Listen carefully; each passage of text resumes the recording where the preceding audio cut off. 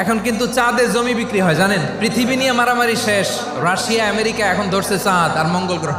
মঙ্গলে জমি বিক্রি হয়। এই চাঁদ, মঙ্গল, বৃহস্পতি, শনি সব আল্লাহ তাআলা আমাদের জন্য বানিয়েছেন। মানুষ সাগরের উপরে চড়ে, শূন্যে ভেসে বেড়ায়, পাহাড় কেটে সুড়ঙ্গ বানায়, টানেল বানায়। মানুষ ব্রডব্যান্ডের লাইন নিয়ে যায় সাগরের ভেতর দিয়ে, এক দেশ থেকে আরেক দেশে, এক মহাদেশ থেকে আরেক মহাদেশে। সুবহানাল্লাহ পড়েন।